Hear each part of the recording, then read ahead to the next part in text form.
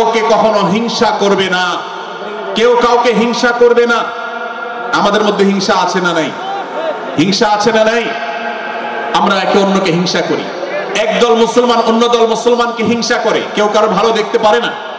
ভাইরা আমার, আল্লাহ নবী বলেছেন লা তাহাসাদু, তোমরা একে অন্যকে হিংসা করো না। ওয়ালা তানাজাসু, কেনা বেচা করতে গিয়ে কেউ কাউকে ধোঁকা দিও না, প্রতারণা করো না। ওয়ালা তাবাগাদু, তোমরা একে অন্যের সাথে শত্রুতা বিদ্বেষ পোষণ করবে না। ওয়ালা তাদাবারু, তোমাদের কেউ যেন কারোর পেছনে লেগে না থাকে, কাউকে অবজ্ঞা যেন না করে। ওয়ালা ইয়াবি আহাদুকুম আলা বাই'i আখি, এবং তোমাদের কেউ যেন আরেকজনের কেনা বেচার উপরে সেখানে ইন্টারফেয়ার করে, সে যেন সেখানে কোন প্রকার ক্ষতিগ্রস্ত কাউকে না করে। ওয়াকুনু ইবাদাল্লাহি ইখওয়ানা, হে মুসলমানরা তোমরা আল্লাহর বান্দা, ভাই ভাই হয়ে থাকো। তোমাদের মধ্যে মতপার্থক্য থাকুক, দলগত মতপার্থক্য, অবস্থানগত মতপার্থক্য, ধর্মগত মতপার্থক্য, মাযহাব মাসলাকগত মতপার্থক্য থাকুক, কিন্তু তোমরা আল্লাহর বান্দা, ভাই ভাই হয়ে থাকো। এক দলের মুসলমানকে আল্লাহ তাআলা ভাই ভাই হতে বলেন নাই, এক গ্রুপের মুসলমানকে আল্লাহ ভাই ভাই হতে বলেন নাই, এক বলয়ের মুসলমানকে আল্লাহ ভাই ভাই হতে বলেন নাই, নিজ দলের মুসলমানের সাথে আল্লাহ ভাই ভাই থাকতে বলেন নাই। আল্লাহ বলেছেন সকল মুসলমানদের সাথে ভাই ভাই হয়ে থাকার জন্য, ভ্রাতৃত্বের বন্ধনে থাকার জন্য। এজন্য আল্লাহ নবী সাল্লাল্লাহু আলাইহি ওয়াসাল্লাম সেই নির্দেশ করেছেন। আল্লাহ নবী সাল্লাল্লাহু আলাইহি ওয়াসাল্লাম আরো বলেছেন, আল মুসলিমু আখুল মুসলিম, মুসলমান মুসলমানের ভাই, লা ইয়াজলিমুহু ওয়ালা ইয়াখযুলুহু, কোন মুসলমান কোন মুসলমানকে জুলুম করতে পারে না, তার আইল ঢেলতে পারে না, তার জমি দখল করতে পারে না, তার অধিকার নষ্ট করতে পারে না, তাকে কথা দিয়ে অত্যাচার করতে পারে না। ওয়ালা ইয়াখযুলুহু, তাকে অপমানিত করতে পারে না, লাঞ্ছিত করতে পারে না। ওয়ালা ইয়াকযিবুহু, তার সাথে মিথ্যা বলতে পারে না। ওয়ালা ইয়াহকিরুহু, তাকে তাচ্ছিল্য করতে পারে না। আত্তাকওয়া হাহুনা, আত্তাকওয়া হাহুনা, আত্তাকওয়া হাহুনা। নবীজি তিনবার নিজের বুকের দিকে তাকিয়ে দেখিয়েছেন, তাকওয়া এখানে, তাকওয়া এখানে, তাকওয়া এখানে। আমাদের অন্তরকে ভালো করতে হবে, সমস্ত মুসলমানদের জন্য উদার হতে হবে, কলিজাকে বড় করতে হবে, মনটাকে ব্রড করতে হবে, প্রশস্ত করতে হবে, অন্য মুসলমানকে ভাই মনে করতে হবে। কোন ভিন্ন মতের মুসলমানের সাথে শত্রুতা পোষণ করা যাবে না। ভাইরা আমার, অতএব এই হাদিসকে সামনে রেখে, এই হাদিসের শেষ অংশে নবী সাল্লাল্লাহু আলাইহি ওয়াসাল্লাম বলেছেন, আল মুসলিমু কুল্লুল মুসলিমি আলাল মুসলিমি হারামুন দামুহু ওয়া মালুহু ওয়া ইরদুহু। এক মুসলমানের জন্য অন্য মুসলমানের তিনটি জিনিসকে আল্লাহ তাআলা হারাম করে দিয়েছেন। কোন মুসলমানের রক্ত এটা প্রবাহিত করা, কাউকে হত্যা করা যেরকম হারাম, কোন মুসলমানের সম্পদ অন্যায়ভাবে আপনি ভোগ করবেন, দখল করবেন, মেরে দিবেন, এটা হারাম। ঠিক একইভাবে কোন মুসলমানের সম্মান নষ্ট করবেন, ইজ্জত নষ্ট করবেন, সম্ভ্রম নষ্ট করবেন, অপমান করবেন, এটাকে আল্লাহ তাআলা হারাম করেছেন। আল্লাহ তাআলা আমাদের সবাইকে অন্য মুসলমানদের ব্যাপারে এরকম দায়িত্বশীল ভূমিকা রাখার তৌফিক দান করুন, বলুন আমিন। আলহামদুলিল্লাহ, আলহামদুলিল্লাহ। আল্লাহ রাব্বুল আলামিন আমাদের সবাইকে মৃত্যু পর্যন্ত ভালো থেকে নেক আমল করে আজকের এই মাহফিল থেকে উপকারী কথাগুলো শুনে আমলে নিয়ত করে যাওয়ার তৌফিক দান করুন, বলুন আমিন। আলহামদুলিল্লাহ, الحمد لله نحمده ونستعينه ونستغفره ونؤمن به ونتوكل عليه ونعوذ بالله من شرور أنفسنا ومن سيئات أعمالنا من يهده الله فلا مضل له ومن يضلله فلا هادي له وأشهد أن لا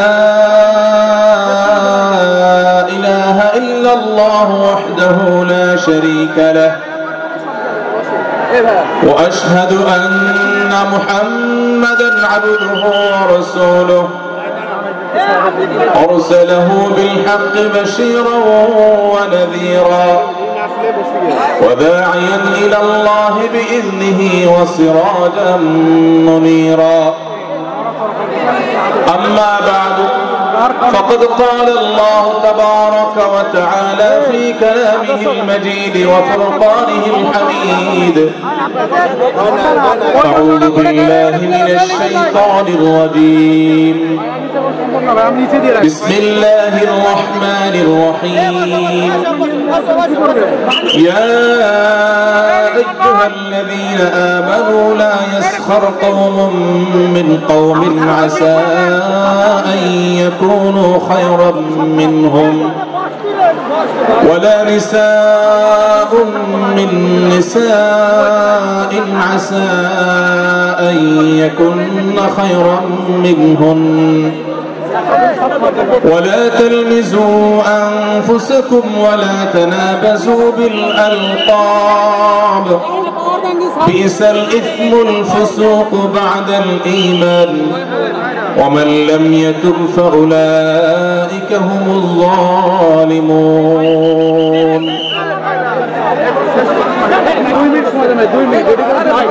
আবদিন ফাউন্ডেশন কর্তৃক আয়োজিত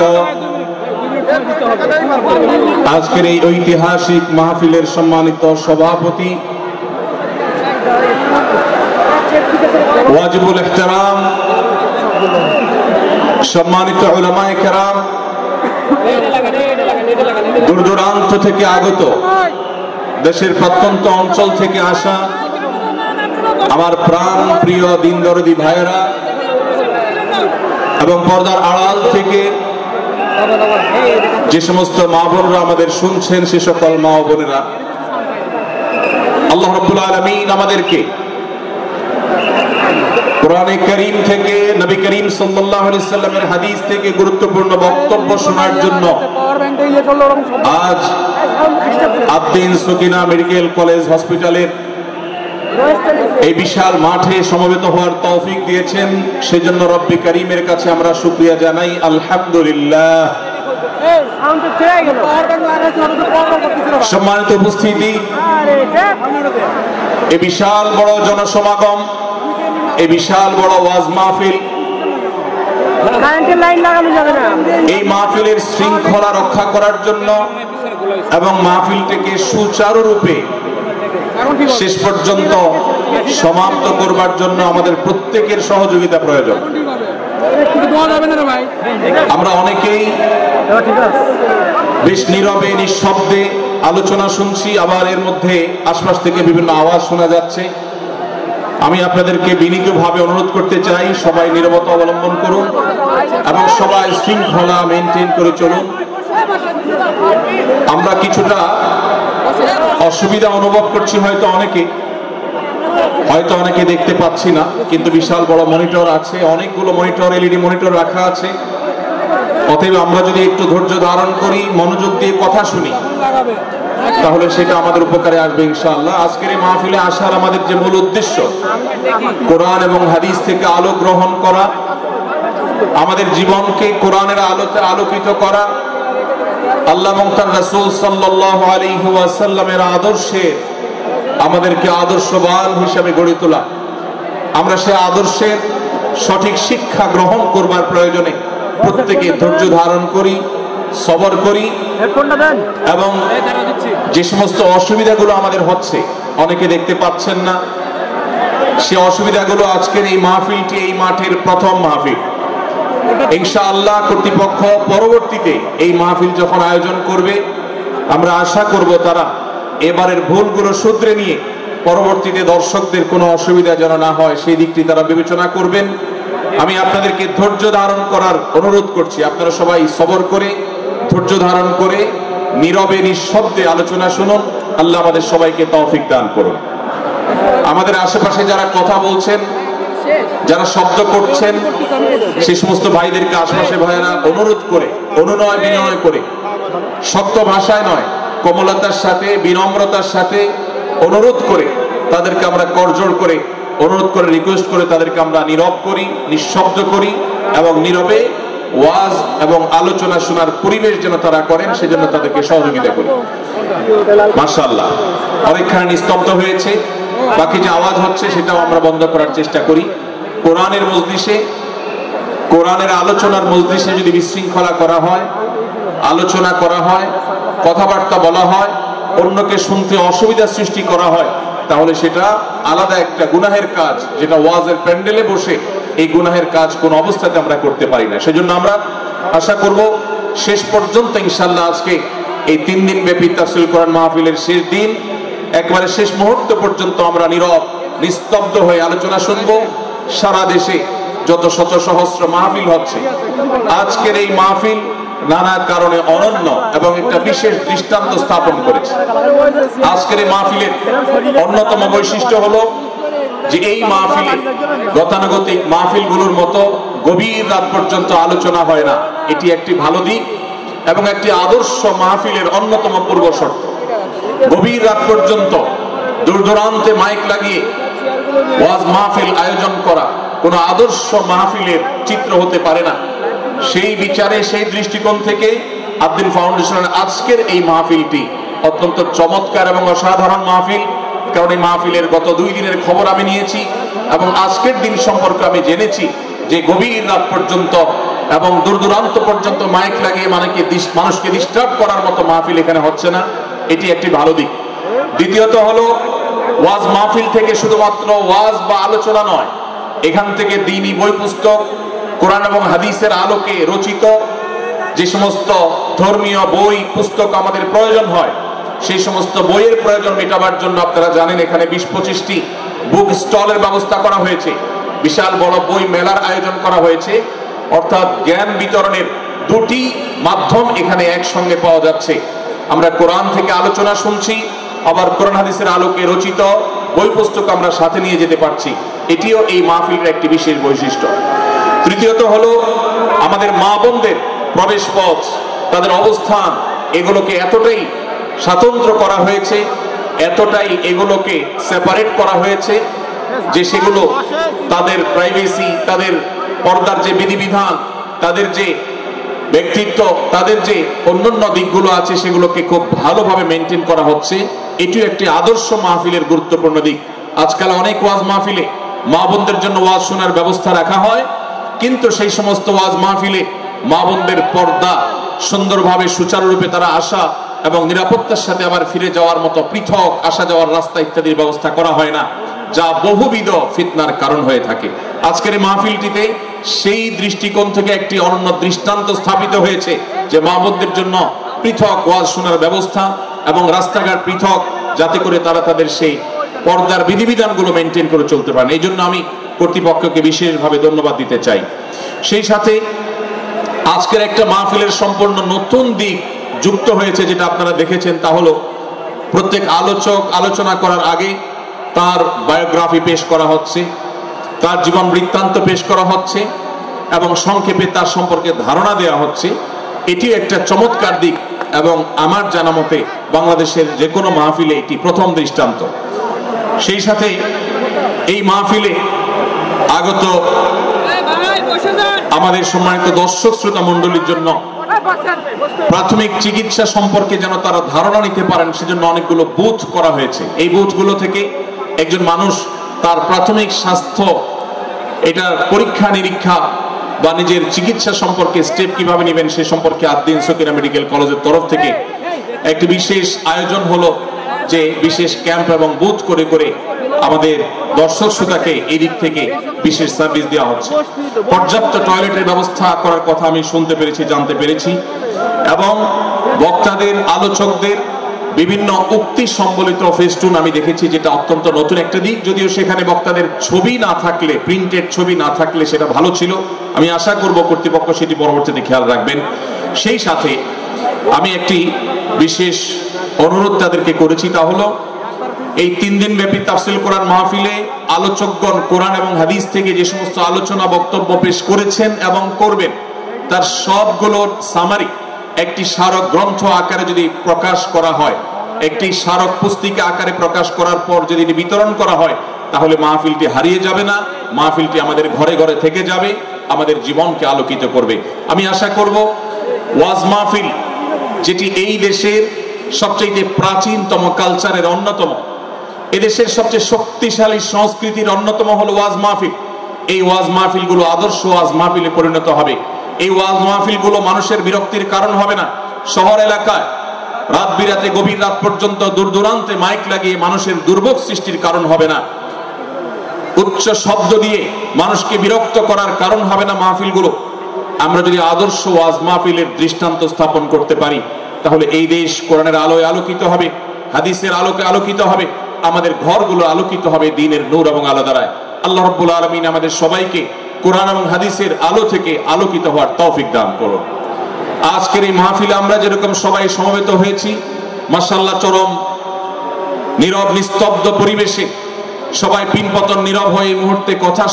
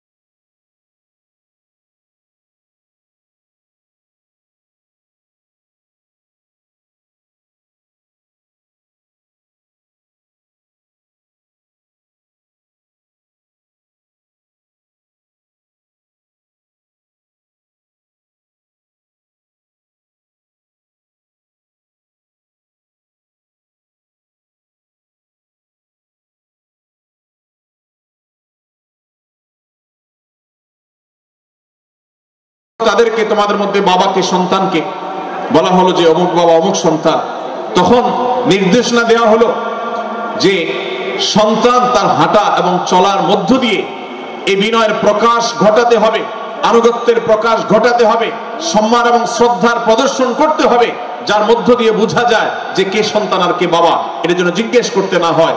আজ আমাদের যারা তরুণ আছি, আমরা যুবক আছি, আমরা অনেকেই পশ্চিমা সংস্কৃতি দ্বারা প্রভাবিত হয়ে আমরা শিষ্টাচারের এই গণ্ডি এবং সীমানা পার হয়ে চলে গেছি।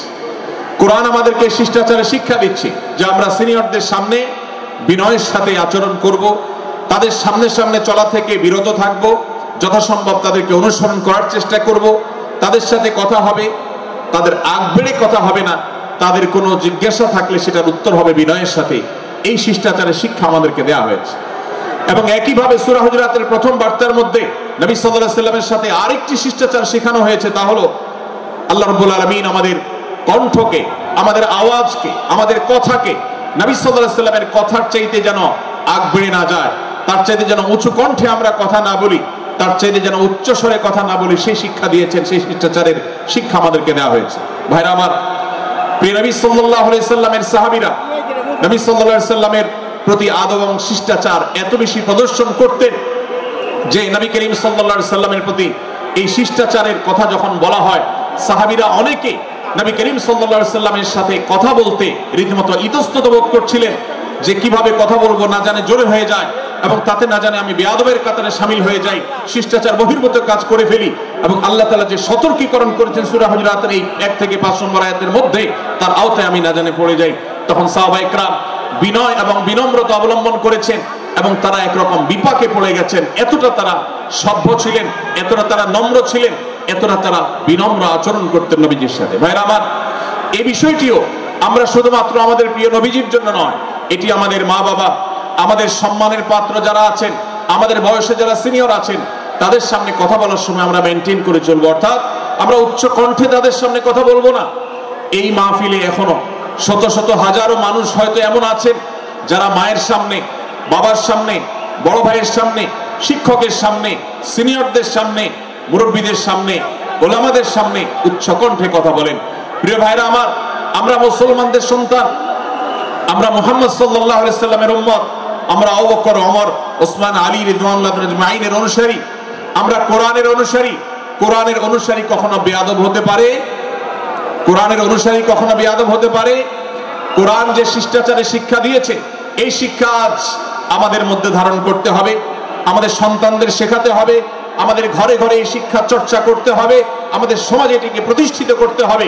পশ্চিমা সংস্কৃতির যে ছোবল, সে ছোবল আমাদের সন্তানদেরকে আজকাল অনেক ক্ষেত্রে বেয়াদবে পরিণত করছে, তাদের অনেক সময় শিষ্টাচার থেকে বের করে দিচ্ছে। তারা কখনো স্বাধীনতার নামে, কখনো মত প্রকাশের নামে, কখনো বিভিন্ন নামে তারা কিন্তু হারিয়ে যাচ্ছে। আজকের এই বাস্তবতাকে উপলব্ধি করে সূরা হুজুরাতের 1 থেকে 5 নম্বর আয়াত এর শিক্ষাকে আমাদের মধ্যে ধারণ করতে হবে। আল্লাহ তাআলা আমাদের সবাইকে সেই তৌফিক দান করুন। ভাইরা আমার, সূরা হুজুরাতের প্রথম বার্তা প্রিয় নবী সাল্লাল্লাহু আলাইহি সাল্লামের সাথে শিষ্টাচার, আল্লাহ এবং তার রাসূলের সামনে, আল্লাহ এবং তার রাসূলের সামনে আগ বেড়ে কোনো কথা না বলা, আগ বেড়ে কোনো আচরণ না করা, এটা তার প্রতি শিষ্টাচারের অংশ। এবং আল্লাহ রাসূলের সামনে উচ্চ কণ্ঠে জোরে কথা না বলা, এটাও তার প্রতি শিষ্টাচারের অংশ। আল্লাহ তাআলা আমাদেরকে এই শিষ্টাচার আমাদের জীবনের প্রত্যেকটা পদে পদে ধারণ করার তৌফিক দান করুন, বলুন আমিন। ভাইরা আমার, সূরা হুজুরাতের দ্বিতীয় যে শিক্ষা, সেই শিক্ষাটা বর্ণিত হয়েছে এই সূরার 6 থেকে 8 নম্বর আয়াত। 6 থেকে 8 নম্বর এই আয়াতের মধ্যে আল্লাহ রাব্বুল আলামিন আমাদেরকে দ্বিতীয় শিক্ষা দিয়েছেন, ঈমানদার কখনো কোনো কথা বলার আগে সেই কথা সত্য কিনা, বাস্তব কিনা সেটি যাচাই বাছাই না করে বলবে না। ঈমানদার কখনো গুজবে কান দিবে না। ঈমানদার কখনো শোনা কথার উপরে ভিত্তি করে কোনো সিদ্ধান্ত গ্রহণ করবে না।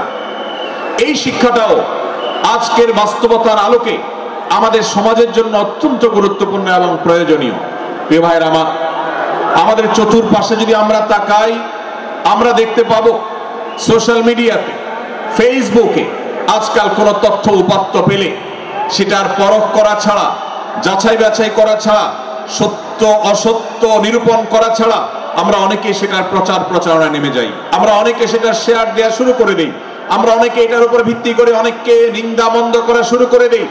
এমনকি আজ আমরা যেই জায়গায় দাঁড়িয়ে আছি, বাংলাদেশের যে সামাজিক বাস্তবতা, সেই বাস্তবতার আলোকে বলা যায় অনেক সময় অনেক ব্যক্তিকে সমাজে মিডিয়ার মাধ্যমে নানাভাবে হয়রানি করে তাকে খারাপ মানুষ হিসাবে, কালপ্রিট হিসাবে দেখানো হয়, অথচ তার দোষ, যে সমস্ত দোষের কথা তাকে বলা হয়, যে সমস্ত দোষে তাকে দোষী বানানো হয়, সে সমস্ত দোষ থেকে তিনি শত সহস্র গুণ পবিত্র এবং পরিচ্ছন্ন।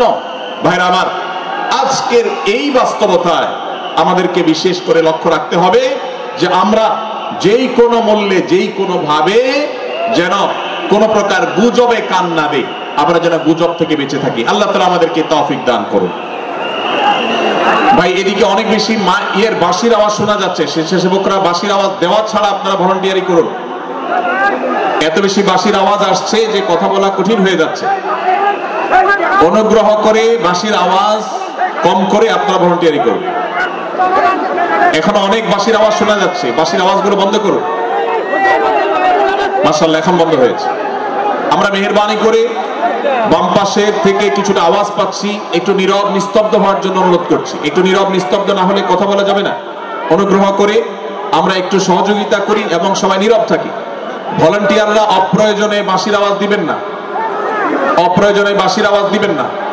আমাদের দেশে শব্দ দূষণ, শব্দ সন্ত্রাস, এটা এই দেশের কমন কালচার হয়ে গেছে। রাস্তায় যাবেন, প্রয়োজনে অপ্রয়োজনে গাড়ির হর্ন বাজাবে, যে কোনো প্রোগ্রামে যাবেন, প্রয়োজনে অপ্রয়োজনে বাঁশি বাজানো হবে। কদিন আগে 31st নাইট গেছে, আপনারা দেখেছেন। এত প্রচার প্রচারণা, এত সতর্কীকরণের পরেও, আইন শৃঙ্খলা রক্ষাকারী বাহিনী এত সতর্ক থাকার পরেও আপনারা দেখেছেন এক শ্রেণীর বুদ্ধি প্রতিবন্ধীরা তারা 31st নাইট উদযাপনের নামে শব্দ সন্ত্রাস করেছে। শত শত হাজারো মানুষের কষ্টের কারণ হয়েছে। প্রিয় ভাইরা আমার, ধর্ম হোক আর রাজনীতি, বিনোদন হোক আর আনন্দ হোক, যেই কোনো নামে যদি শব্দ সন্ত্রাস সৃষ্টি করে বা অতিরিক্ত শব্দ দূষণ করে, শব্দ সৃষ্টি করে মানুষকে অতিষ্ঠ করার কারণ হয়, সেটা কোনো সভ্য সমাজের দৃশ্য হতে পারে না। আমরা সেই ইসলামের অনুসারী যে ইসলামে আমাদের প্রিয় নবী সাল্লাল্লাহু আলাইহি ওয়াসাল্লাম মসজিদে নববীতে তার একান্ত পরিবেশের মধ্যে এক সাহাবী জোরে কোরআন তেলাওয়াত করছিলেন। তিনি তাকে বলছিলেন, তুমি কোনো বধির রবকে শোনাচ্ছ না, তোমার রব সবকিছু শুনতে পান, অতএব তুমি তোমার এই উচ্চ কণ্ঠের তেলাওয়াত দিয়ে আশপাশে মানুষের ডিস্টার্বের কারণ হবে না। আমরা সেই ইসলামের অনুসারী। অতএব ওয়াজ মাহফিলের মাধ্যমেও যাতে কোনো মানুষ অতিষ্ঠ না হয়, মাইক ব্যবস্থাপনা সেভাবে করাটা মাহফিল কর্তৃপক্ষের যেমন কর্তব্য, ঠিক একইভাবে রাজনৈতিক সভা সমাবেশের নামে কিংবা বিয়ে বিনোদনের নামে যদি শব্দ সন্ত্রাস করা হয়, শব্দ দূষণ করা হয়, অতিরিক্ত আকিকাকে কেন্দ্র করে, নানা অনুষ্ঠানকে কেন্দ্র করে যে শব্দ সন্ত্রাস আমাদের দেশে হয়, এটি আমাদেরকে থামাতে হবে ইনশাআল্লাহ।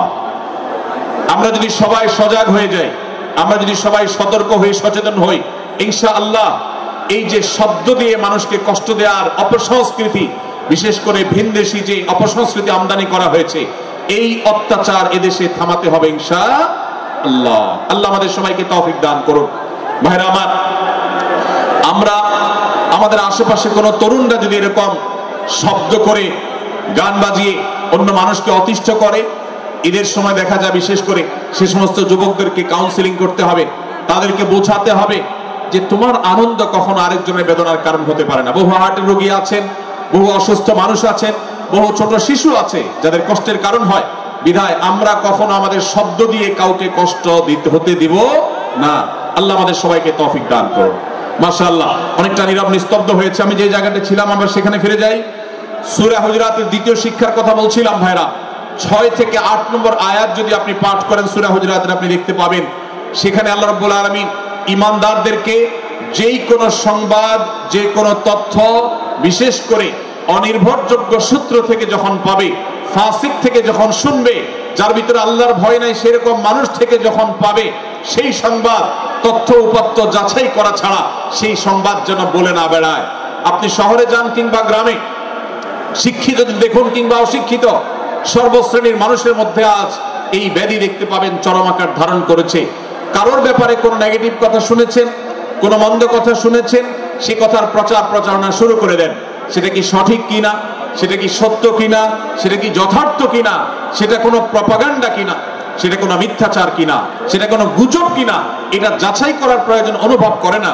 অথচ আমরা সেই মুহাম্মদ সাল্লাল্লাহু আলাইহি সাল্লামের উম্মত, যে মুহাম্মদ সাল্লাল্লাহু আলাইহি সাল্লাম আমাদেরকে সতর্ক করেছেন, কাফা বিল মারই কাযিবান আন ইউহাদ্দিসা বিকুল্লি মা সামিআ, কোন ব্যক্তি যা শুনে সেটাই যদি বলে বেড়ায়, তথ্য উপাত্ত যাচাই না করে, সেটাকে ভালো করে যাচাই বাছাই না করে, সেটাকে অনুসন্ধান না করে, সত্য সত্য নিরূপণ করবার চেষ্টা না করে, তাহলে সে মিথ্যাবাদী হওয়ার জন্য যথেষ্ট। এজন্য আজকের এই মাহফিল থেকে আমরা অঙ্গীকার করে যাব, আজকের এই মাহফিল থেকে আমরা নিয়ত করে যাব, এই মজলিসে বসে এই মুহূর্তে নিজে নিজে সংকল্প করব, আমার জীবনে সোশ্যাল মিডিয়া কিংবা ফেসবুকে, ইউটিউবে অথবা অফলাইনে আমার বাস্তব জীবনে আমি কখনো কোনো মানুষ সম্পর্কে যে কোনো তথ্য উপাত্ত পেয়ে ভুল কোনো ধারণা, মন্দ কোনো ধারণা করার প্রতি পোষণ করব না। কোনো তথ্য উপাত্ত যদি পাই, কোনো সংবাদ যদি পাই অনির্ভরযোগ্য সূত্রে, তাহলে সেক্ষেত্রে সেটা যাচাই বাছাই করা ছাড়া আমি সেটাকে বিশ্বাস করতে যাব না। এটাই হলো আমাদের ঈমানের দাবি। ভাইরা আমার, একজন ঈমানদার এতটা সরল হবে না যে যা শুনবে সে সেটাকে বিশ্বাস করে বসবে। একজন ঈমানদার এতটা বাস্তবতা থেকে দূরে থাকবে না যে তিনি তার পাওয়া কোনো সংবাদকে অনুসন্ধান করবে না। আল্লাহ তাআলা আমাদের সবাইকে সূরা হুজরাতের এই দ্বিতীয় শিক্ষাটাকে আমাদের জীবনে ভালো করে ধারণ করার তৌফিক দান করুন। আল্লাহ বলেছেন, ইয়া আইয়ুহাল্লাযীনা আমানু, হে ঈমানদারেরা, ইন জাআকুম ফাসিকুম বিনাবাইন ফাতাবায়ানু, তোমাদের কাছে কোনো ফাসিক, যার মধ্যে আল্লাহর ভয় নেই, এরকম কোন মানুষ যদি কোন সংবাদ উপস্থাপন করে, এমনকি গণমাধ্যমেও যদি কোনো সংবাদ প্রচারিত হয়, সংবাদদাতার মধ্যে যদি আল্লাহর ভয় না থাকে, সে যদি টাকার বিনিময়ে কারোর চরিত্র হনন করতে পারে, সে যদি অ্যাডভার্টাইজ পেয়ে কোন কোম্পানির হয়ে দালালি করতে গিয়ে অন্য কারোর বিরুদ্ধে কোনো মিথ্যাচার করে, সে যদি বিদেশিদের এজেন্ডা বাস্তবায়ন করতে গিয়ে আলেম সমাজের চরিত্রকে কলঙ্কিত করে, কোন ভালো মানুষকে দোষী হিসাবে সাব্যস্ত করে, তো আল্লাহ তাআলা আমাদেরকে সতর্ক করেছেন, ফাতাবায়ানু, সেই সংবাদ সত্য কিনা আমাদেরকে যাচাই করতে হবে। আন তুসিবু কওমান বিজাহালাহ ফাতুসবিহু আলা মা ফাআলতুম নাদিমিন, যদি আমরা যাচাই বাছাই না করে যা শুনি সেটাকে বিশ্বাস করতে থাকি, তাহলে আমরা এক সময় লজ্জিত হতে হবে, অনুতপ্ত হতে হবে আমাদের এই ভুল অবস্থানের কারণে। এজন্য ভাইরা, আজকের এই মাহফিল থেকে আমরা প্রতিশ্রুতি নিজের সঙ্গে নিজে দিয়ে যাব যে আমরা কখনো কোন তথ্য উপাত্ত পেলে, কোন সংবাদ পেলে, সেটাকে বিশেষ করে কারোর চরিত্র সম্পর্কিত যদি হয়, কারোর সম্পর্কে নেগেটিভ যদি হয়, তাহলে সেটাকে বিশ্বাস করবার আগে ভালো করে অনুসন্ধান করব। যতক্ষণ আমি নিশ্চিত না হব ততক্ষণ পর্যন্ত সেটার প্রচার করব না। আল্লাহ তাআলা আমাদের সবাইকে কোরআনের এই শিক্ষাটাও আমাদের জীবনে ধারণ করবার তৌফিক দান করুন। ভাইরা আমার, তৃতীয় যে শিক্ষা সূরা হুজুরাতের, সেটি হলো আল্লাহ রাব্বুল আলামিন সূরা হুজুরাতের 9 এবং 10 নম্বর আয়াতে ঈমানদারদের মধ্যে যদি কখনো মতভিন্নতা, মতপার্থক্য, যে এটা যদি মারামারিতে পরিণত হয়, ঈমানদারদের মধ্যে যদি কখনো দুই পক্ষ গন্ডগোল এবং ফাসাদের মধ্যে লিপ্ত হয়ে যাওয়ার মতো দৃশ্যের অবতারণা হয়, তাহলে আমরা যেন আমাদের মুসলমান ভাইদের ঘর পোড়ার মধ্যে আলো পোড়া দিতে না যাই। আমরা যেন আমাদের মুসলমান ভাইদের মধ্যকার বিভেদকে আরো বৃদ্ধি করতে সহায়তা না করি। আমরা যেন মীমাংসার পথ অবলম্বন করি। আমরা যেন তাদের মধ্যকার সম্পর্কের যে অবনতি হয়েছে সেটাকে দূর করবার চেষ্টা করি। আল্লাহ রাব্বুল আলামিন এই নির্দেশ দিতে গিয়ে বলেছেন, ওয়া ইন তাইফাতানি মিনাল মুমিনিনা ইকতাতালু, যদি ঈমানদারদের দুটি দল, দুটি গ্রুপ নিজেদের মধ্যে মারামারিতে লিপ্ত হয়ে যায়, ফাসলিহু বাইনাহুমা, তাহলে তোমরা সেই বিবাদমান দুটি দলকে মীমাংসা করবার চেষ্টা করবে। আজ আমাদের মধ্যে এরকম বহু বিষয়কে কেন্দ্র করে মুসলমানদের মধ্যে অনেক সময় মুখোমুখি অবস্থান আমরা দেখতে পাই, যা দুর্ভাগ্যজনক, যা হওয়ার কথা ছিল না। এমনকি জাগতিক বিষয়ে যেমন হয়, ধর্মের নামে, ইসলামের নামে আজ আমরা হাজার হাজার টুকরা হয়েছে।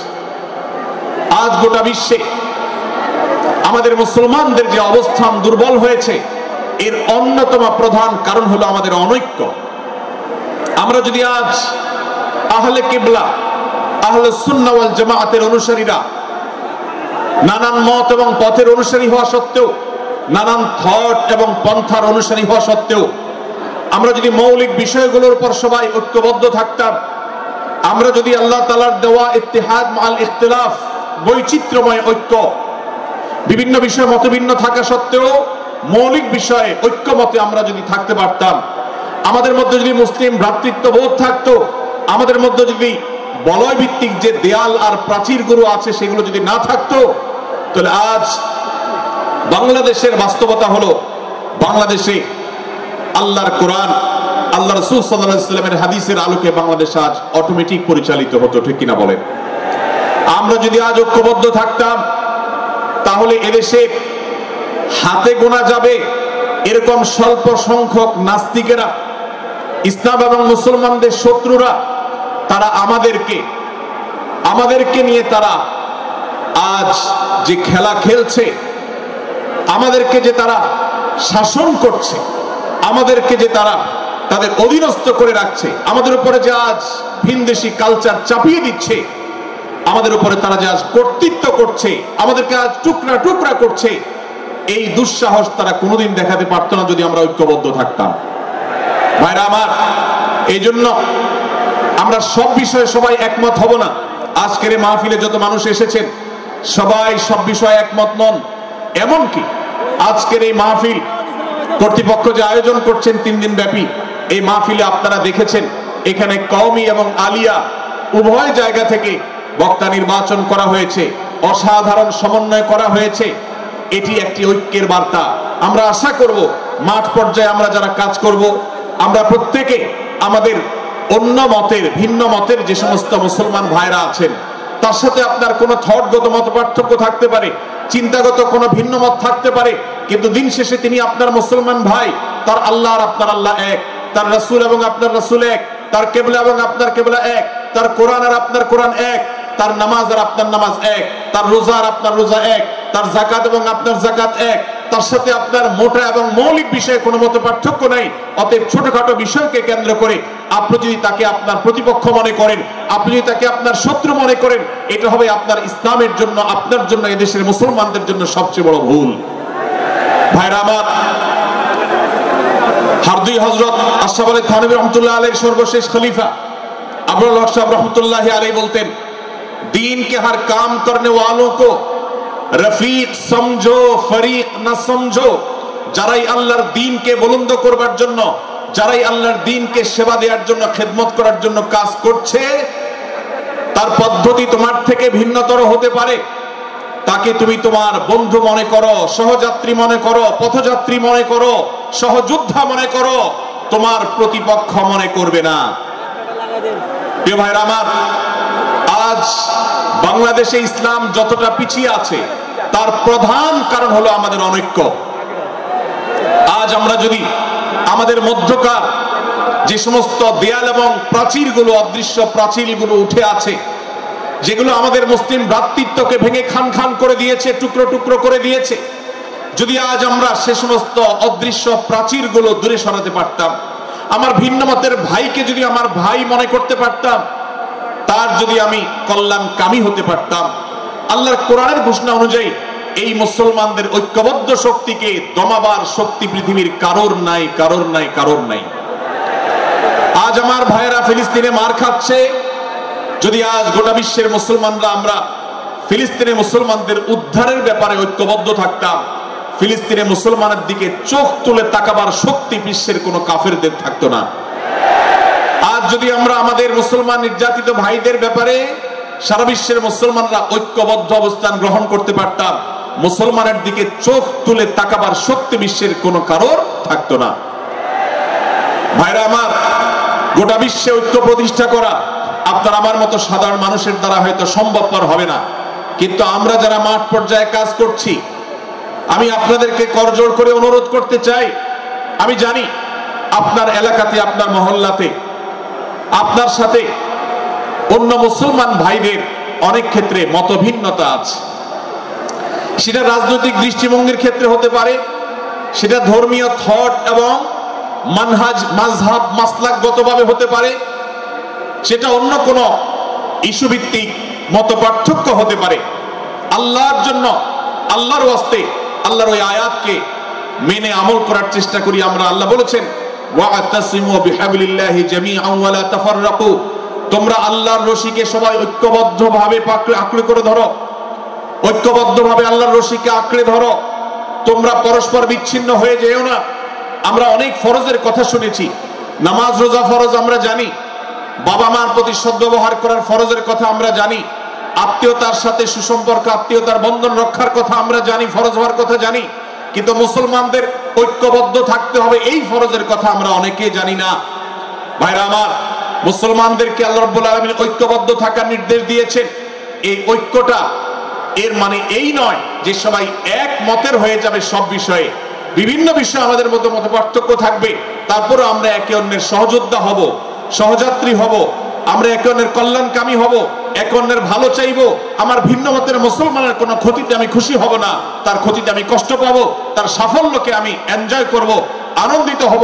এটা যদি করতে না পারি তো আমি কখনো খালেস এবং সাচ্চা মুসলমান হতে পারলাম না।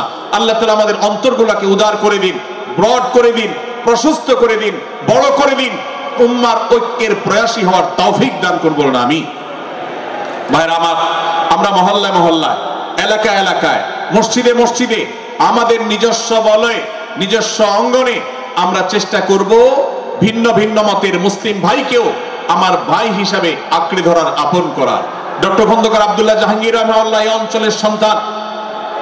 তিনি বলতেন বিদআতে লিপ্ত কোন মুসলমান, তার ব্যাপারেও আমি মনে করি আমার ভাই ভুলের মধ্যে আছেন, তার ব্যাপারে আমার মায়া মমতা কাজ করে, আমি তার কল্যাণকামী, তাকে আমার ভাই মনে করি। ঠিক একইভাবে আমার কোন মুসলমান ভাইয়ের সাথে যদি আমার ভিন্ন মতের কারণে আমার মনে হয় যে তিনি ভুল পথে আছেন, তারপর তাকে আমি শত্রু ভাববো না, তার অকল্যাণ আমি চাইবো না। আজ বাংলাদেশের বাস্তবতায় যদি আমরা তাকাই, দেখতে পারবো ইসলাম এবং মুসলমানদের যত শত্রু আছে, আমরা দেখেছি গত কয়েক যুগ ধরে তাদের নিজেদের মধ্যে হাজারো বিভক্তি, হাজারো মত পার্থক্য থাকা সত্ত্বেও মুসলমানদের শত্রুতা করার ব্যাপারে তারা সবাই ঐক্যবদ্ধ।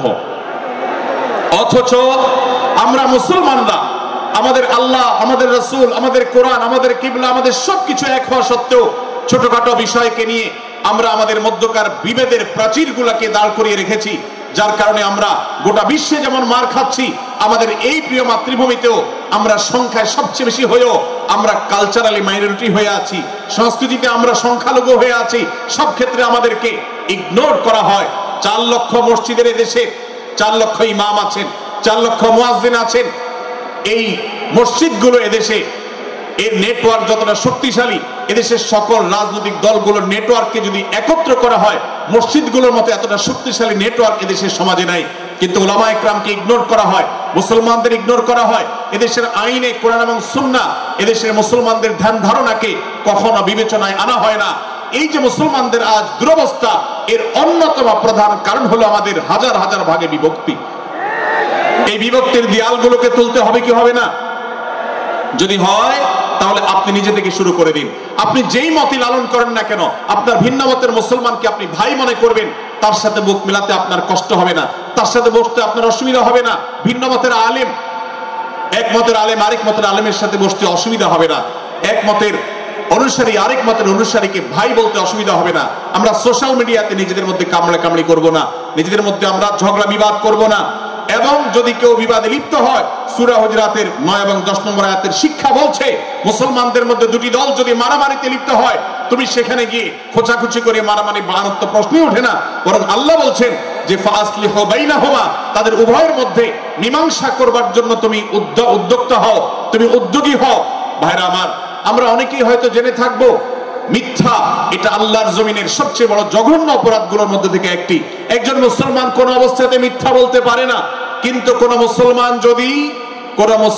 যদি অন্য মুসলমানের সাথে কখনো বিবাদ বিতণ্ডা লিপ্ত হয়ে যায়, দুজন মুসলমান বা দুটি বলয়, দুটি পক্ষ, দুটি গোষ্ঠী মুসলমানদের তাদের মধ্যে যদি কোনো বিষয় যদি ভুল বুঝাবুঝি তৈরি হয়, ভিন্ন মত সৃষ্টি হয়, একে অন্যের সাথে শত্রু ভাবাপন্ন হয়ে যায়, তাহলে তাদের দুইজনের মধ্যে বা দুই পক্ষের মধ্যে মীমাংসা করবার জন্য কেউ যদি মিথ্যা কথাও বলে, অর্থাৎ আপনি এক পক্ষের কাছে গিয়ে বললেন, ভাই আপনি যাকে এত খারাপ মনে করছেন, যার ব্যাপারে আপনি এতটা রাগান্বিত হয়ে আছেন, আমি তো জানি তিনি আপনার ব্যাপারে অনেক সফট চিন্তা রাখেন, আপনার ব্যাপারে অনেক ইতিবাচক ভাবনা রাখেন, আপনার ব্যাপারে অনেক সুধারণা পোষণ করেন। আপনি যদি একজন মুসলমানের কাছে গিয়ে, এক পক্ষের কাছে গিয়ে যদি এই কথাটা বলেন, বাস্তবে তিনি যদি এটা নাও বলেন, তারপরেও আপনি যদি এই মিথ্যা কথা বলেন, এই মিথ্যা এটা শুধু জায়েজ নয়, বরং এই মিথ্যাটা এর মাধ্যমে আপনি যে তাদের পরস্পরের সম্পর্ককে ভালো করার চেষ্টা করেছেন, এর মাধ্যমে আপনি আল্লাহর কাছে নেকি এবং সওয়াব পাবেন ইনশাআল্লাহ। ভাইরা আমার, তাহলে দুজন মুসলমান, দুটি পক্ষ, দুটি দল, দুটি বলয়, দুটি গোষ্ঠী যদি কখনো ভিন্ন মত তাদের মধ্যে তৈরি হয়, সেটা যদি মারামারিতে গিয়ে পৌঁছায়, সেটা যদি বিবাদ বিতণ্ডা পর্যন্ত গিয়ে পৌঁছায়, আমাদের কাজ হবে মধ্যে থেকে সেটাকে মীমাংসার মাধ্যমে দূরত্বকে কমানো। আমরা কখনো দূরত্ব বাড়াবো না, পারলে দূরত্ব কমাবো। ডক্টর খন্দকার আব্দুল্লাহ জাহাঙ্গীর রহমতুল্লাহ একটা কথা বলতেন, মুসলমানদের বাড়িতে যে আগুন লেগেছে, বিভেদের আগুন, মতবিরোধের আগুন, মত পার্থক্য, এটা মতবিরোধে যে পৌঁছে গেছে, এই আগুন তিনি বলতেন, আমি নিভাবার মতো শক্তি আমার নাই, এত পাওয়ার নাই যে বহুদা বিভক্ত মুসলমানদেরকে আমি ঐক্যবদ্ধ করে ফেলবো, এত শক্তি আমার হাতে নেই। কিন্তু একটা শক্তি আমার কাছে আছে ভাই, সেটা হলো যে বিবাদমান মুসলমানদের মধ্যে বিবাদ যেন আর না বাড়ে, বিবাদের যে আগুন লেগেছে সে আগুনে যেন আর ঘি ঢালা না হয়, কেরোসিন ঢালা না হয়, সেজন্য আমি ভূমিকা রাখতে পারি। আমি আপনাদেরকে বিনয়ের সাথে অনুরোধ করতে চাই, যত বিষয় নিয়ে আমাদের মুসলমানদের পরস্পরের মত পার্থক্য আছে, হতে পারে সেটা মাসআলা নিয়ে, হতে পারে সেটা রাজনৈতিক অবস্থানকে কেন্দ্র করে, হতে পারে অন্য কোনো বিষয়কে কেন্দ্র করে, আল্লাহর ওয়াস্তে আপনি বিভেদ মিটাতে পারেন আর না পারেন, বিভেদ যেন না বাড়ে সেজন্য আপনি অবস্থান গ্রহণ করবেন, বিভেদ বাড়ার ক্ষেত্রে কোনো ভূমিকা পালন করবেন না, এবং সব সময় উম্মার ঐক্য প্রয়াস চাইবেন, প্রয়াস চালাবেন, উম্মার ঐক্য চেষ্টা করবেন। আল্লাহর কাছে আপনি যে দোয়াগুলো করেন, এর মধ্যে একটা দোয়া যেন এটাও থাকে, হে আল্লাহ, আমরা বহুদা বিভক্ত হয়ে গেছি, আমরা টুকরা টুকরা হয়ে গেছি, যার কারণে তোমার ভাষ্য অনুযায়ী ফাতাফশালু ওয়া তাযহাবা রিহুকুম, আজ আমাদের শক্তি শেষ হয়ে গেছে, আমরা দুর্বল হয়ে গেছি। আজ বাংলাদেশের বাস্তবতা যদি আমরা বলি, যে দেশে 90-95 ভাগ মানুষ মুসলমান, সে দেশে আজ হাতে গোনা কিছু নাস্তিক, কিছু ইসলাম বিদ্বেষী, মুসলমান বিদ্বেষীরা, তারা আমাদেরকে আজ উঠা বসা করায়, তারা আমাদের আইন নির্ধারণ করে, তারা আমাদের শাসক নির্ধারণ করে, তারা আমাদের সব বিষয়গুলোকে নির্ধারণ করে দেয়। আমাদের সন্তানরা পাঠ্যপুস্তকে কি পড়বে সেটাও ইসলাম বিদ্বেষীরাই ঠিক করে দেয়। ভাইরা আমার, এই অবস্থার যদি পরিবর্তন চাই, তাহলে আমাদের মধ্যকার দূরত্বগুলো কমাতে হবে। এই জন্য আপনার দোয়ার মধ্যে আল্লাহর কাছে নিবেদন করুন, আল্লাহ আপনি আমাদের মধ্যকার বিভেদগুলো কমিয়ে দিন, আল্লাহ আমাদের ওলামাদেরকে ঐক্যবদ্ধ করে দিন, আল্লাহ আমাদেরকে ইত্তেহাদ মাল ইখতিলাফ, বৈচিত্র্যময় ঐক্য, মতভিন্ন থাকা সত্ত্বেও মৌলিক বিষয় ঐক্যবদ্ধ হওয়ার তৌফিক দান করুন। সীসাঢালা প্রাচীরের মতো আমাদেরকে কাঁধে কাঁধ মিলিয়ে আল্লাহ এবং তার রাসূল সাল্লাল্লাহু আলাইহি সাল্লামের আদেশ নিষেধকে ব্যক্তি, সমাজ, পরিবার, রাষ্ট্রে সর্বত্র বাস্তবায়নের জন্য কাজ করার তৌফিক দান করুন। আমরা আমাদের দোয়ার মধ্যে মুসলমানদের ঐক্যের জন্য দোয়া করব তো ইনশাআল্লাহ। আল্লাহ তাআলা আমাদেরকে সেই তৌফিক দান করুন। ভাইরা আমার, তাহলে সূরা হুজুরাতের তৃতীয় শিক্ষা বলছিলাম, 9 থেকে 10 নম্বর আয়াতে আল্লাহ রাব্বুল আলামিন মুসলমানদের মধ্যে যদি কখনো বিবাদ, বিতণ্ডা, মারামারি, হানাহানি সৃষ্টি হয়, তাহলে সেটিকে মীমাংসা করবার কথা বলেছেন। অতএব যদি কোনো স্বামী স্ত্রীর মধ্যেও কখনো মনোমালিন্য তৈরি হয়, আপনার যদি সেখানে ভূমিকা রাখবার সুযোগ থাকে, আপনি চেষ্টা করবেন উভয়ের মধ্যে দূরত্বটা কমাবার জন্য। আমরা অনেকে আজকাল নামাজ কালাম পড়ি, রোজা রাখি, দাড়ি রাখি, অনেক ভালো ভালো কথা বলি, অথচ দুজনের মধ্যে গন্ডগোল লাগলে আমরা সেখানে এক পক্ষ হয়ে আরেক পক্ষকে আমরা খেপিয়ে তুলি। পারলে অনেকে চগলখড়ি করেন, প্রত্যেক পক্ষের কাছে গিয়ে অপর পক্ষের ব্যাপারে মিথ্যা কথা বলে তাদের মধ্যে ভেজালকে আরো বাড়িয়ে দেন। এই জন্য নবী সাল্লাল্লাহু আলাইহি ওয়াসাল্লামের ঐতিহাসিক হাদিস রয়েছে, লা ইয়াদখুলুল জান্নাতা নাম্মাম, যে ব্যক্তি চগলখড়ি করে, দুজনের মধ্যকার গন্ডগোল ফাসাদ বৃদ্ধিতে যে ব্যক্তি ভূমিকা রাখে, ভেজাল লাগায়, এই চগলখোর কখনো জান্নাতে যাবে না। আমাদের অনেকেরই এই দুঃস্বভাব আছে, এই খারাপ চরিত্র আছে।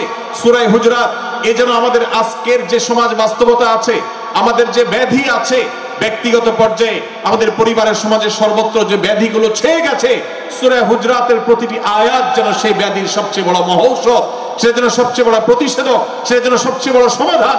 এই জন্য আমি বলেছি শুরুতে, আমার যদি আল্লাহ শক্তি সামর্থ্য দিতে, প্রত্যেক মুসলমানের হাতে পায়ে ধরে সূরা হুজুরাতের 18টি আয়াত, প্রত্যেকটি আয়াত আমি আমার মুসলমান ভাইদেরকে বলবো, কাউকে কখনো হিংসা করবে না, কেউ কাউকে হিংসা করবে না।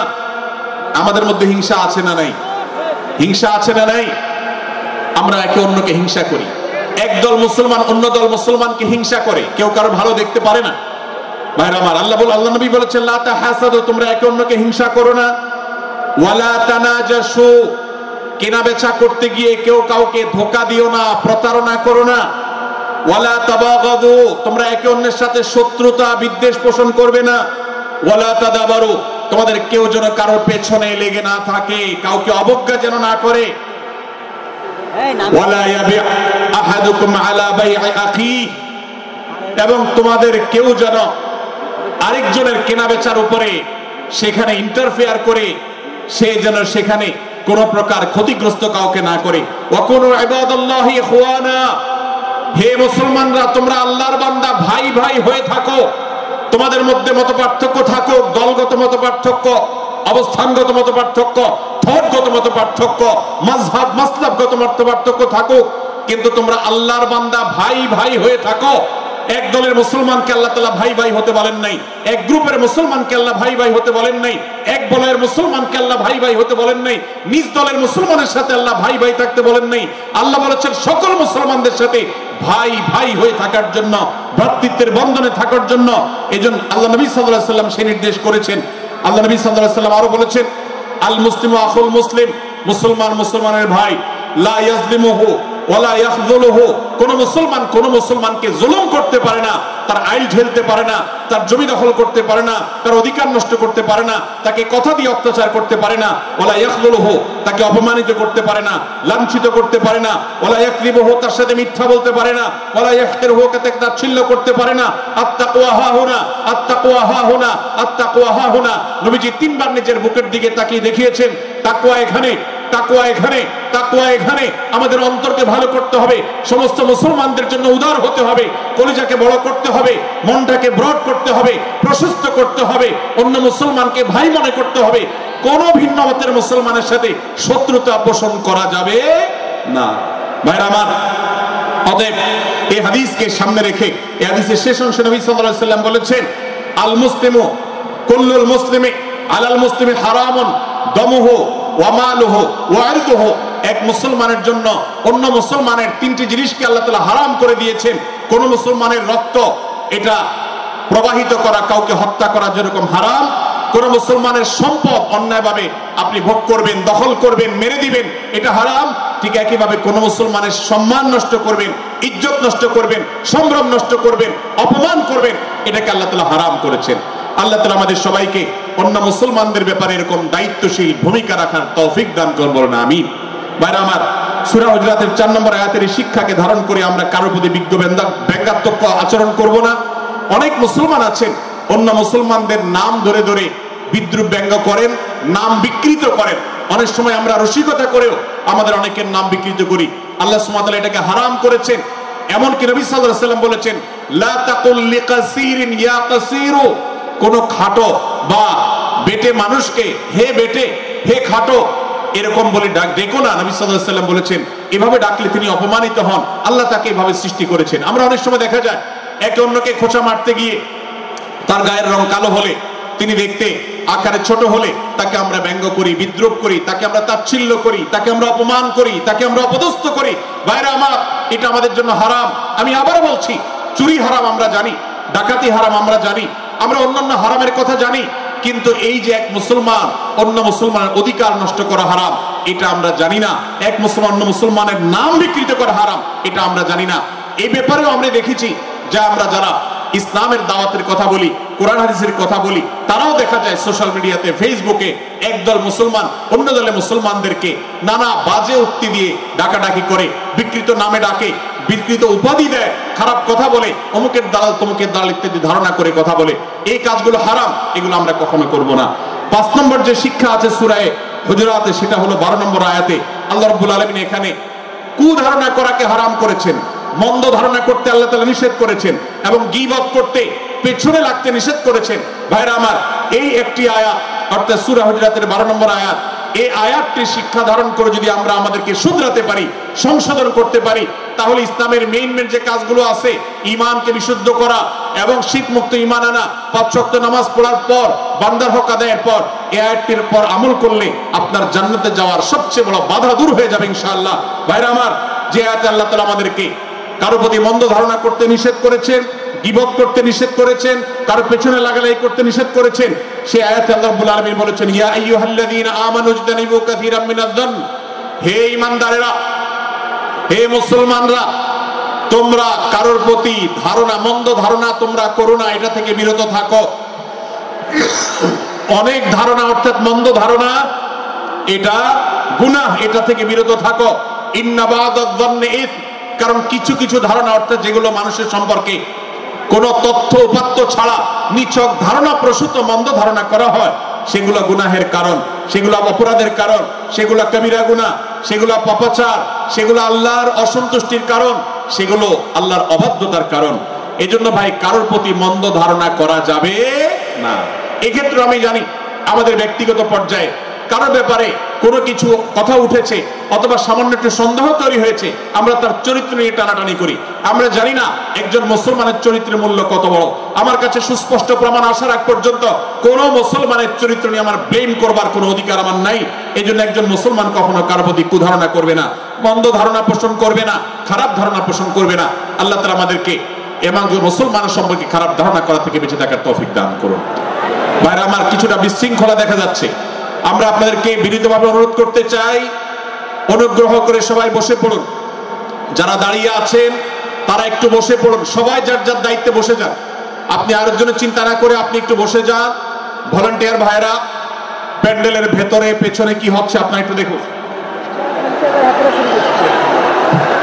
ডান পাশে যে সমস্ত ভাইরা আছেন, ভাইরা আপনারা আমার কথা শুনুন। ডান পাশে, আমার প্যান্ডেলের ডান পাশে যারা আছেন, আপনাদেরকে আমরা অনুরোধ করছি, ওয়াজ মাহফিলের মঞ্চে, তাফসীর কোরআন মাহফিলের প্যান্ডেলে এসে আমরা যদি বিবাদ বিতণ্ডায় লিপ্ত হই, আমরা সে বিষয়ে আলোচনা করছি, আল্লাহর ওয়াস্তে আমরা বিবাদ বিতণ্ডা বন্ধ করি। আপনারা একটু শান্ত হন, আল্লাহর জন্য একটু সবর করেন। ভাইরা আমার, এদিকে যে কিছুটা বিশৃঙ্খলা দেখা যাচ্ছে, আপনাদেরকে আমরা অনুরোধ করছি আপনারা একটু বিশৃঙ্খলা বন্ধ করুন। ভাইরা, এখানে যারা দাঁড়িয়ে আছেন সবাই বসে যান, সবাই বসে যান, সবাই বসে যান। যশোরের মানুষের দুর্নাম হোক, আপনারা কি চান? আপনারা কি চান যশোরের মানুষের দুর্নাম হোক? তাহলে আশপাশে ভাইরা ওনাদেরকে সবাইকে বসায় দেন, বসায় দেন, কাউকে দাঁড়ায় থাকতে দিবেন না। ভাই সবাই বসেন, সবাই বসে যান। এখানে যারা দাঁড়িয়ে আছেন সবাই বসেন, অনুগ্রহ করে সবাই ধৈর্য ধারণ করেন এবং বসেন। আজকের এই মাহফিল সুন্দরভাবে শেষ হোক। আপনারা কি চান কি চান না? ভাই আপনারা কি চান কি চান না? যদি আপনারা চান, অনুগ্রহ করে আমার ডান পাশে যারা বিশৃঙ্খলা করছেন তারা বসে যান। আপনাদেরকে আমরা অনুরোধ করছি এখান থেকে বসে যান। আপনারা কি ডক্টর মিজানুর রহমান আজহারী সাহেবের আলোচনা শুনতে চান কি চান না? যদি চান তাহলে মেহেরবানি করে আওয়াজ বন্ধ করে পরিবেশ শান্ত করে, এখানে অল্প কিছু মানুষের মধ্যে বিশৃঙ্খলা দেখা যাচ্ছে। কোন কারণে এত বড় মাহফিল, এত মানুষের, লাখো লাখো মানুষের সমাগম, এখানে কোনো কারণে ঝামেলা হতেই পারে, কিন্তু আমরা অনুগ্রহ করে ধৈর্য ধারণ করি। ধৈর্য কোথায়? সবাই বসে যায়, সবাই বসে যান, আওয়াজ বন্ধ করে।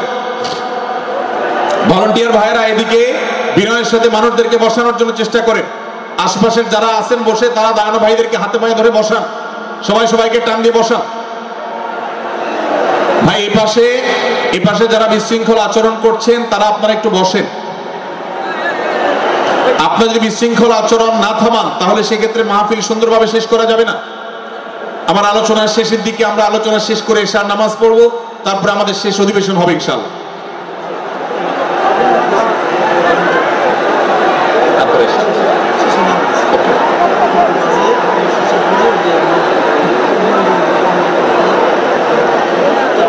ভাই মেহেরবানি করে আপনারা শান্ত হন। আমাদের আলোচনার পর আজকের আমাদের প্রধান আকর্ষণ এবং প্রধান বক্তা ডক্টর মিজানুর রহমান আজহারি হাফিজাহুল্লাহ তিনি আসবেন, তিনি আলোচনা করবেন। তারপরে আমরা মাঠে ইনশাআল্লাহ সবাই জামাতের সাথে ইশার সালাত আদায় করব। আমি কয়েক মিনিটের মধ্যে আলোচনা শেষ করব, আপনারা মেহেরবানি করে শান্ত হন। জাযাকুমুল্লাহ খাইর। ভাইরা আমার, আমি যে জায়গাটা ছিলাম সূরা হুজরাতের 12 নম্বর আয়াতে আল্লাহ রাব্বুল আলামিন আমাদেরকে সূরা হুজরাতের পঞ্চম শিক্ষা দিয়েছেন। মুসলমানদের জন্য যা গুরুত্বপূর্ণ তা হলো আমরা কারোর প্রতি মন্দ ধারণা করব না। এই ক্ষেত্রে ডক্টর আব্দুল্লাহ জাহাঙ্গীর রাহিমাহুল্লাহর একটা উক্তি আমার মনে পড়ে। তিনি বলেছেন যে আজ আমাদের যারা ধর্ম চর্চা করি, আমরা যারা নিজেদেরকে প্র্যাকটিসিং মুসলমান মনে করি, আমাদের সবচেয়ে হুজুরদের সবচেয়ে পছন্দের গুনাহ হলো মন্দ ধারণা করা, অন্যের ব্যাপারে খারাপ ধারণা করা। অমুক অমুকের দালাল, তমুক তমুকের দালাল, কোন তথ্য উপাত্ত ভিত্তি প্রমাণ ছাড়া নিছক ধারণার উপর ভিত্তি করে অন্য মুসলমান ভাইকে আমি এরকম নানা তকমা দিয়ে আমরা কবিরা গুনাহে লিপ্ত হচ্ছি। আমরা এই বদ ধারণা করা, মন্দ ধারণা করা যে কবিরা গুনাহ অনেকে জানি না। অনেকে অনেকের পেছনে লাগছি, অনেকে অনেকের ওয়াজ শুনছি দোষ বাইর করার জন্য, স্ট্যাটাস পড়ছি ভুল বাইর করার জন্য। এই যে মানুষের পেছনে লাগা, এটা আল্লাহ তাআলা নিষেধ করেছেন, ওয়ালা তাজাসসু, তোমরা কেউ কারোর ছিদ্র অন্বেষণ করার, দোষ আবিষ্কার করার চেষ্টা করবে না, এবং ওয়ালা ইয়াগতাব বা'দুকুম বা'দা, কেউ কারোর গীবত শিকায়াত করবে না। এই আয়াতে আমাদেরকে কেউ কারোর পেছনে পরনিন্দা করতে নিষেধ করেছেন। ইসলাম বলে আমরা মানুষের সামনে মানুষের ভুলের কথাগুলো বলবো বিনয়ের সাথে, যাতে তিনি সংশোধিত হন, আর তার পেছনে প্রশংসা করব। আমরা করি উল্টা, আমরা মানুষের সামনে এসে মানুষের প্রশংসা করি আর তার পেছনে গিয়ে তার দুর্নাম করি। ইসলামকে যদি আমরা মানতাম সমাজটা সুন্দর হয়ে যেত। আমরা যদি সামনে কারো দোষ বলতাম তাহলে তিনি সংশোধিত হতেন, আর পেছনে যদি গুণ বলতাম তাহলে তিনি ভালো সেখান থেকে শিক্ষা গ্রহণ করতেন। সূরা হুজরাতের 6 নম্বর শিক্ষা 13 নম্বর আয়াতে আল্লাহ তাআলা বলেছেন যে আমাদের সবার গোড়া কোত্থেকে এসেছে, আমাদের গর্বের কোনো বাহ্যিক কারণ নাই তাকওয়া ছাড়া। আল্লাহ বলেছেন, ইয়া আইয়ুহান নাস ইন্না খালাকনাকুম মিন যাকারিন ওয়া উনসা, হে মানুষ সকল, তোমাদেরকে আমি মানুষ, নারী এবং পুরুষ, আদম এবং হাওয়া থেকে সৃষ্টি করেছি। ওয়া জাআলনাকুম শুউবান ওয়া ক্বাবাইলা লিতাআরাফু, বিভিন্ন গোত্রে তোমাদেরকে আমি বিভক্ত করেছি পরিচয়ের জানার জন্য, সুবিধা শুধুমাত্র। আর আল্লাহ বলেছেন শেষে, ইন্নাল্লাহা আলিমুন খাবীর, তোমরা কি করো আল্লাহ জানে। অতএব আমাদের কারোর উপর কারো কোনো শ্রেষ্ঠত্ব নেই তাকওয়া ছাড়া। আল্লাহ বলেছেন, ইন্না আকরামাকুম ইনদাল্লাহি আত্তাকুম, আমাদের মধ্যে সবচেয়ে মর্যাদাবান হবে তিনি যার মধ্যে তাকওয়া সবচেয়ে বেশি হবে। আমাদের কোনো বংশগত গৌরব, কোন অঞ্চলগত গৌরব, অন্য কোনো গৌরব আমাদের থাকবে না, শুধু তাকওয়ার গৌরব আমাদের থাকতে পারে। সেটাও গর্ব, নিষিদ্ধ গর্ব বা অহংকারের মতো নয়, বরং সেটা আমাদের বিনয়ের জায়গা। সর্বশেষ 7 নম্বর যে শিক্ষা সূরা হুজরাতে রয়েছে, সেটা 14 এবং 14 থেকে 18 নম্বর আয়াতে আল্লাহ তাআলা ঈমান এবং ইসলামের চিহ্ন উল্লেখ করেছেন। যে 6টা শিক্ষা উল্লেখ করা হয়েছে, এর আলোকে মুসলমানকে মুনাফিককে সেটা নিরূপণ হবে। এই জন্য আল্লাহ তাআলা শেষে এটি উল্লেখ করেছেন। এই 7টি শিক্ষাকে ধারণ করে আমরা আমাদেরকে ভালো মুসলমান হিসেবে গড়ে তোলার চেষ্টা করব, আমাদের জীবনকে সাজাবার চেষ্টা করব। আল্লাহ তাআলা আমাদের সবাইকে তৌফিক দান করুন। আমি আবারও এক নজরে বলে শেষ করছি, সূরা হুজরাত কোরআনে কারীমের 26তম পারার একটি সূরা, 49 নম্বর সূরা, কোরআনের 18টি আয়াতের আছে। প্রথম থেকে 5 নম্বর আয়াত পর্যন্ত আল্লাহ রাসূলের সাথে আদব লেহাজ বজায় রাখা, শিষ্টাচার মেনটেন করা এবং সম্মানীয় ব্যক্তিদের সাথে এখান থেকে আমরা শিক্ষা নিয়ে আদব লেহাজ বজায় রাখা, তাদের সামনে আগ বেড়ে কথা না বলা, আগ বেড়ে কাজ না করা, উচ্চ কণ্ঠে কথা না বলা, শিক্ষা আল্লাহ দিয়েছেন। দ্বিতীয়ত, আমাদেরকে কোনো সংবাদ, বিশেষ করে অনির্ভরযোগ্য তথ্যের সংবাদ শুনে আমাদেরকে কারোর ব্যাপারে ধারণা করার আগে আল্লাহ তাআলা আমাদেরকে যাচাই করার শিক্ষা দিয়েছেন। আমরা যেন গুজবে, আমরা যেন ধারণা প্রসূত কোনো তথ্যে আমরা যেন কান না দিই, সেই শিক্ষা আল্লাহ আমাদেরকে দিয়েছেন। এটি 6 থেকে 8 নম্বর আয়াতে, 9 থেকে 10 নম্বর আয়াতে আল্লাহ তাআলা মুসলমানদের 2 গ্রুপের মধ্যে গন্ডগোল দেখা দিলে মীমাংসা করতে বলেছেন, এবং 4 নম্বর শিক্ষা 11 নম্বর আয়াতে বিদ্রুপ করতে নিষেধ করেছেন আল্লাহ তাআলা, কারণ নাম ধরে ব্যঙ্গ করাকে হারাম করা হয়েছে। এবং 5 নম্বর শিক্ষা 12 নম্বর আয়াতে আল্লাহ তাআলা দিয়েছেন, কারোর প্রতি মন্দ ধারণা করা যাবে না, কারোর পেছনে লাগা যাবে না, এবং কারোর মন্দ নামে কাউকে ডাকা যাবে না, কারোর সমালোচনা তার পেছনে করা যাবে না, এগুলোকে হারাম করা হয়েছে। 6 নম্বর শিক্ষা 13 নম্বর আয়াতে আল্লাহ বলেছেন, আমাদের সবার মধ্যে কারোর কোনো শ্রেষ্ঠত্ব নাই তাকওয়া ছাড়া। যার তাকওয়া যত বেশি, আল্লাহ ভীতি যত বেশি, তিনি আল্লাহর কাছে তত শ্রেষ্ঠ এবং সেরা। 7 নম্বর সর্বশেষ শিক্ষা হলো 14 থেকে 18 নম্বর আয়াতে আল্লাহ রাব্বুল আলামিন ঈমানদারদের আলামত, মুনাফিকদের আলামত উল্লেখ করেছেন। সেখান থেকে শিক্ষা নিয়ে আমরা আমাদের ঈমানকে পরখ করার চেষ্টা করব, আমাদের আমলকে পরখ করার চেষ্টা করব। আল্লাহ তাআলা আমাদেরকে সূরা হুজরাতের আলোকে আমাদের জীবনকে গঠন করার তৌফিক দান করুন, আমিন। আল্লাহ তাআলা আমাদের সবাইকে আজকের এই তাফসীর কোরআন মাহফিল থেকে সূরা হুজরাতের এই 7টি শিক্ষাকে ধারণ করে ভালো মুসলমান, যে মুসলমান সম্পর্কে নবীজি বলেছেন আল মুসলিম আখুল মুসলিম, মুসলমান মুসলমানের ভাই। যে হাদিসে নবীজি বলেছেন যে আল মুসলিমু মান সালিম আল মুসলিমুনা মিন লিসানি ওয়া ইয়াদি, মুসলমান সে যার হাত আর মুখ দ্বারা অন্য কোন মুসলমান কষ্ট পায় না, নিরাপদে থাকে। আমরা আমাদের সমাজকে শান্তিপূর্ণ সুশৃঙ্খল রাখতে হলে আমাদেরকে মুসলমান হতে হবে, ভালো মানুষ হতে হবে। আমাদের হাত মুখ দ্বারা কেউ কষ্ট পাবে না, কারো হক নষ্ট করব না, কারো অধিকার নষ্ট করব না, কারো কষ্টের কারণ হবে না, কাউকে আঘাত করব না, কাউকে গালি দিব না, কারোর কোনো প্রকার অধিকার খর্ব করব না, জুলুম করব না। আল্লাহ তাআলা আমাদের সবাইকে কোরআন এবং হাদিস যে মুসলিমের চিত্র অঙ্কন করেছে, কোরআন এবং হাদিসে মুসলিমের যে রূপরেখা বর্ণনা করেছে, কোরআন এবং হাদিসে যে আদর্শ মুসলমানের চিত্র উপস্থাপন করেছে, আল্লাহ আমাকে আপনাকে আমাদের সবাইকে সেই মুসলমান হওয়ার তৌফিক দান করুন, আমিন। ভাইরা আমার, আমরা মুসলমানরা যদি কোরআন হাদিসের আলোকের সে আদর্শ মুসলমান হতে পারি, বিশ্বের মানচিত্র পরিবর্তন হতে সময় লাগবে না, বাংলাদেশের পরিস্থিতি পরিবর্তন হতে সময় লাগবে না। তবে সবকিছুর আগে আমাদেরকে বদলাতে হবে, আমাদেরকে মুসলমান হতে হবে, কোরআন এবং হাদিসের বাস্তব অনুসারী হতে হবে। প্রকৃত কোরআন হাদিসের অনুসারী হতে পারলে ইনশাআল্লাহ ইসলামের জয় হবে, কোরআন হাদিসের বিজয় হবে, মুসলমানদের বিজয় হবে, মুসলমানদের দুর্দিনের পরিবর্তন আসবে। আমরা বিশ্ববাসীকে দেখাতে পারবো আমরা সবচেয়ে আদর্শবাদী, আমরা বিশ্বের মানবতার সবচেয়ে বড় আমরা অনুসারী এবং মানবতাকে সবচেয়ে বেশি প্রতিষ্ঠাকারী। আল্লাহ তাআলা আমাদের সবাইকে বিশ্ব মানবতাকে, আমাদের ইসলামের সৌন্দর্যকে আমাদের ব্যক্তি জীবনে চর্চা করার মধ্য দিয়ে, পরিবার এবং সমাজের চর্চা করার মধ্য দিয়ে ইসলামের সৌন্দর্যকে আল্লাহ তাআলা তুলে ধরার তৌফিক দান করুন। জাযাকুমুল্লাহু খায়রা ওয়া আখিরু দাওয়ানা আলহামদুলিল্লাহি রাব্বিল আলামিন। ওয়াসসালামু আলাইকুম ওয়া রাহমাতুল্লাহি ওয়া বারাকাতুহু। নারায়ে তাকবীর, লিল্লাহি তাকবীর। আল কোরআনের আলো, সংসদে জালো, বুকের মধ্যে জালো। সংগ্রামী তাওহীদি জনতা, 3 দিন ব্যাপী ঐতিহাসিক তাফসীর